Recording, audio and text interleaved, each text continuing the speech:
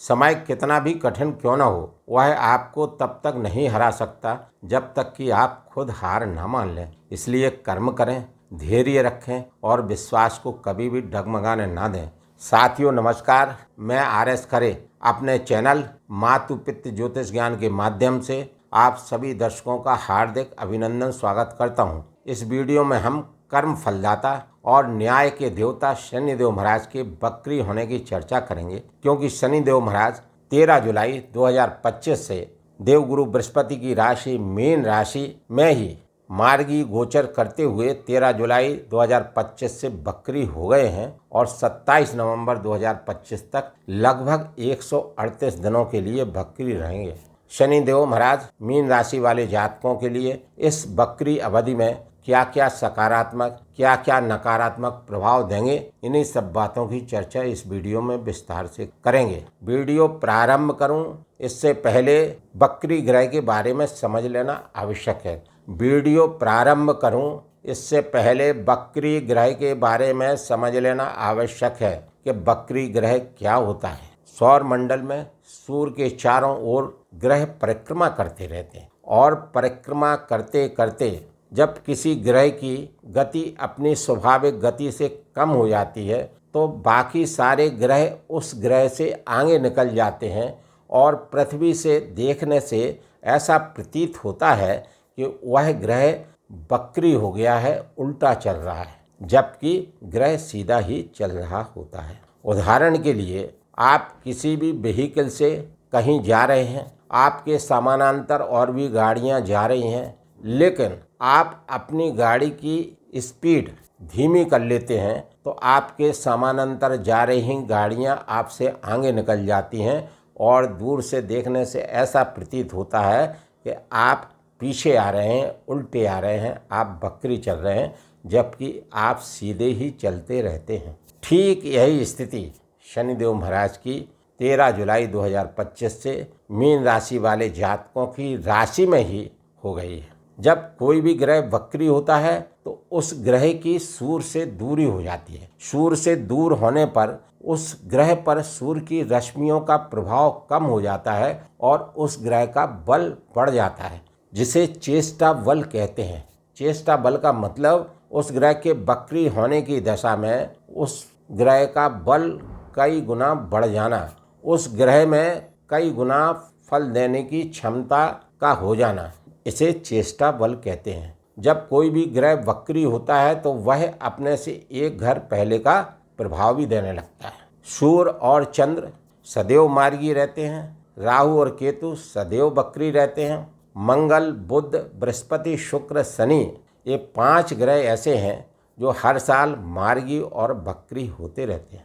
जब कोई भी ग्रह बकरी होता है तो वह अपने से एक घर पहले का फल भी देने लगता है। यहाँ पर मैं अपने प्रिय दर्शकों से विनम्र अनुरोध करता हूँ कि इस वीडियो में मेरे द्वारा अब तक दी गई जानकारी यदि आपको अच्छी लगी हो तो चैनल को लाइक, सब्सक्राइब एवं शेयर करना न भूलें। साथ ही बेल आइकॉन को प्रेस करना भी न भूलें, जिससे सभी वीडियोस की नोटिफिकेशन आप तक प्राप्त हो सके।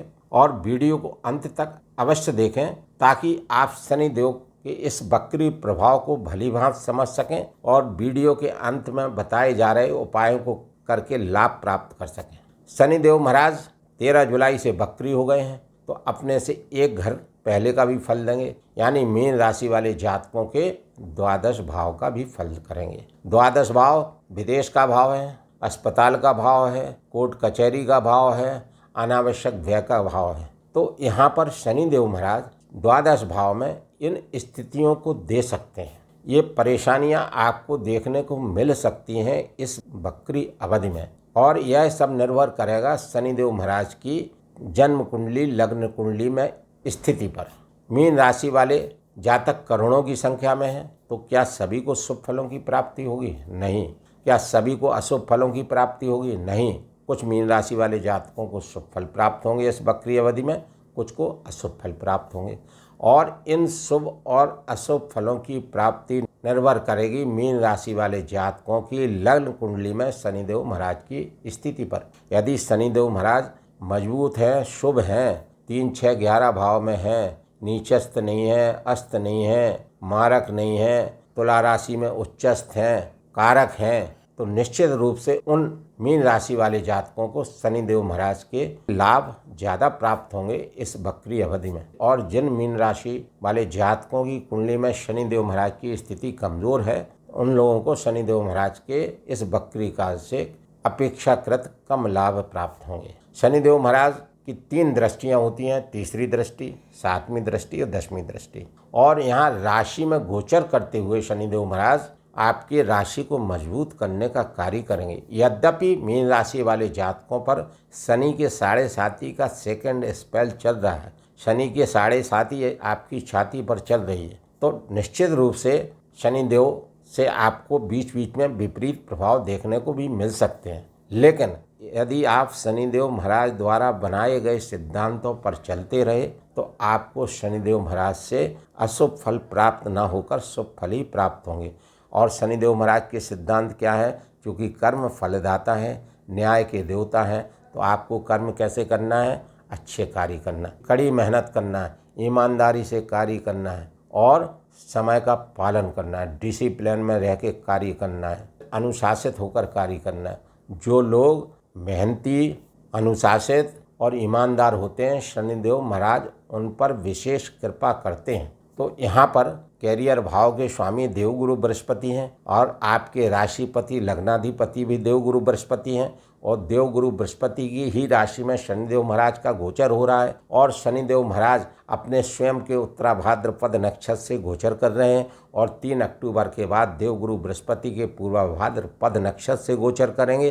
तो दोनों स्थितियों में शनिदेव महाराज का इस वक्री अवधि का नक्षत्र गोचर विशेष शुभ फलदायक बना हुआ है मीन राशि, मीन लग्न वाले जातकों के लिए। शनिदेव महाराज राशि में गोचर करते हुए आपकी स्थिति को मजबूत करेंगे, आपका स्वास्थ्य अच्छा रखेंगे। शनिदेव महाराज की 3य दृष्टि आपके 3य भाव पर है और 3य भाव के स्वामी कौन है? शुक्रदेव महाराज हैं, और शुक्रदेव महाराज के प्रगाढ़ मित्र शनिदेव महाराज हैं। अतः शनिदेव महाराज अपने परम मित्र शुक्र के घर पर दृष्टि रखते हुए 3य भाव के कारकों से लाभ दिलाने का कार्य करेंगे, यानी साहस, बल, पराक्रम, पुरुषार्थ में वृद्धि का होना। आप स्मार्ट वर्क करेंगे, आप न्यायपूर्वक कार्य करेंगे, आप मेहनत करेंगे, जिससे आपका कैरियर चमकेगा। क्योंकि शनिदेव महाराज की 10वीं दृष्टि आपके कैरियर भाव पर बेहद संयोग बना हुआ है। मीन राशि, मीन लग्न वाले जातकों के लिए शनिदेव का यह वक्री काल विशेष शुभ फलदायक रहेगा। 7वीं दृष्टि ये रोजगार भाव है, 7वां भाव दाम्पत्य जीवन का भाव है। तो दाम्पत्य जीवन में खटास ना हो, दाम्पत्य जीवन को थोड़ा संभाल के रखना पड़ेगा, आपको सामंजस्य बना के रखना पड़ेगा। किंतु इनकी 10वीं दृष्टि कर्म भाव पर है, रोजगार भाव पर है, और आप कर्म अच्छे करेंगे, आप बताए हुए शनिदेव के सिद्धांतों पर चलेंगे तो आपका कैरियर भी चमकेगा। और कर्म भाव 10th हाउस से 10th हाउस आपका 7वां भाव है, ये भी एक तरह से कैरियर भाव है, रोजगार का भाव है। तो यहाँ पर 7वीं दृष्टि से शनिदेव महाराज आपके रोजगार का विस्तार करेंगे। जिन जातकों की कुंडली में शनिदेव महाराज की स्थिति कमज़ोर है और जिनकी कुंडली में कमज़ोर नहीं भी है, सभी मीन राशि वाले जातक बताए जा रहे इन उपायों करके शनिदेव महाराज के इस वक्री काल से लाभ प्राप्त कर सकते हैं, वक्री गोचर से लाभ प्राप्त कर सकते हैं।